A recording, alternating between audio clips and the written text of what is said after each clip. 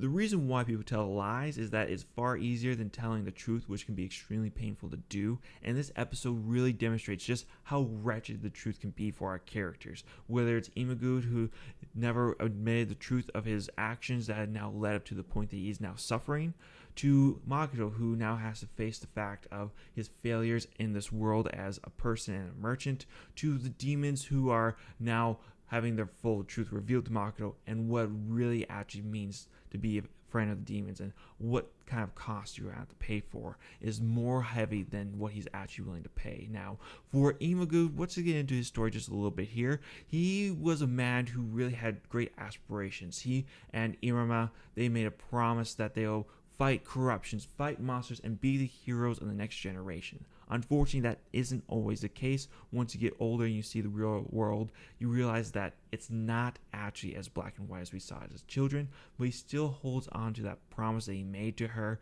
that they will fight together. Unfortunately, she does not remember that promise.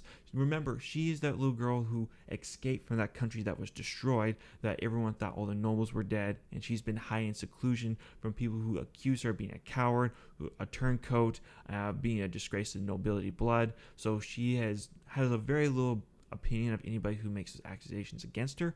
And I'm not saying that's what he did when he first saw her. He tried to have a conversation with her, trying to jog her memory of them being children, playing together and making these promises, but she just wasn't remembering it. And, she probably would have had a good relationship with him if it wasn't for four guys showing up who then made those accusations about her being a coward and ungrateful. And Imagud, frustrated that she had completely forgot about their promise, completely forgot about him, he lashed out and agreed with those guys and was being very hurtful. And in turn, she lashed out against them, causing a whole scene, and that was the perfect environment for Makoto to show up and to take all four guys out, thus planting the seeds of resentment within Imagud towards Makoto for his actions that day. Now, that's not specifically why he still has such frustrations and wants to take it on Makoto, for he did try to go back to apologize to Irama several times, but every time he would go, Makoto and Shiki would be showing up to go have their hot pot at her restaurant.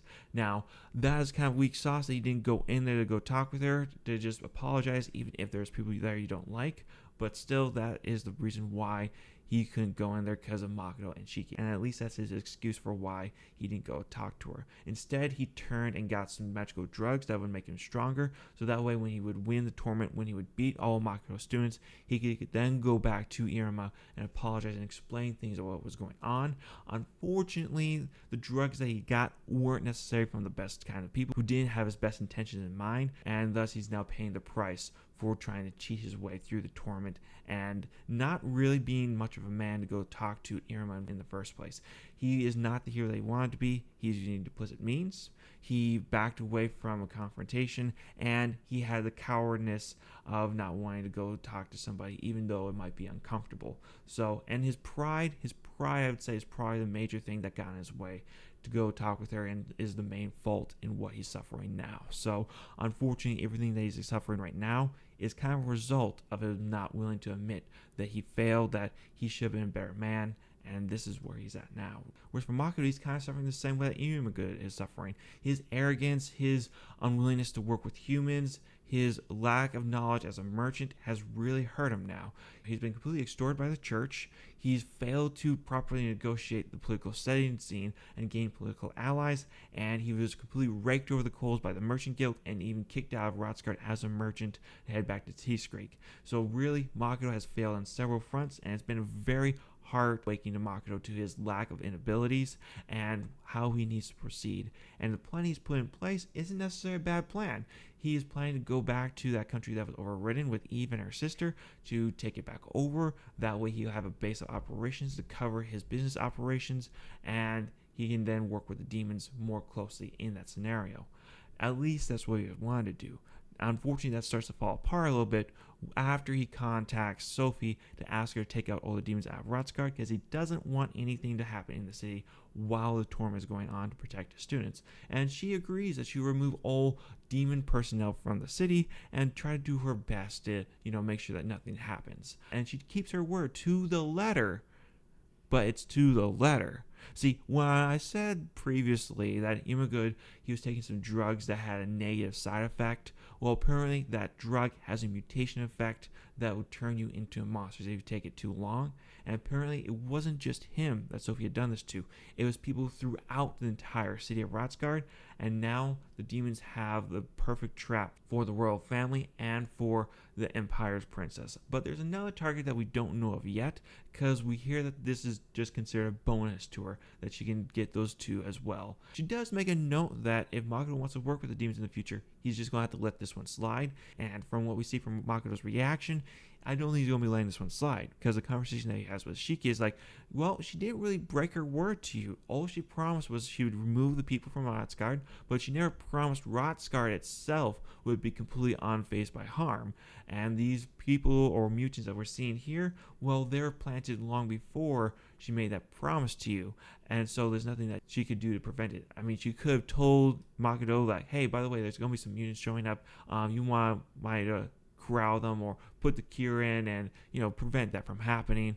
But that's not what the demon's plan was. And now Makoto is having to reconsider, can he actually trust demons, or are they just going to stab him into the back as much as the humans have? So his whole plan for how he's going to move for the future is coming into jeopardy once more, and we're really going to get to see how Makoto is going to get to handle this in the next coming episodes, and I cannot wait. Now, I want to hear from you guys. Did Imago deserve the fate he's about to receive of turning into a monster? Should he become more of a man, and should he have gone out and actually had a conversation with Iruma like I think he should? But I want to hear what you guys got to say.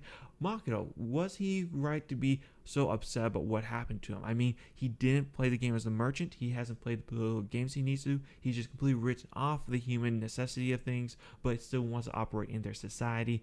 He should have been a little more cautious. He should have been a little bit more proactive, in my opinion, and maybe could avoid these things. But you have to remember, the man is only like 15, 16 years old. He has a lot to learn, and this world is very cruel. So I can't really harbor too much on Makoto, but still, I'm just going off as a leader of his organization. It was true from what the Merchant Guild said that he has been maybe a little bit more lazy, a little bit more bumming it, because he hasn't made those connections that are important when you're doing business. Everything is about the connections you make with people. If you don't make connections, then what are you? Also, on the demon side of things, I'm curious to see how far they are going to go in this. What is their actual target? Because they mentioned that the kingdom and the Empire's princess are just nice bonuses, so someone specifically must be the target. I think it might be Ludo, but I don't know. So I look forward to hearing what you guys got to say down in the comment section below on who you think their actual target is, why they turned all these people into mutants. With that said, I hope you guys enjoyed the video. Leave a like and subscribe. I'll catch you guys later. Take care now. Bye.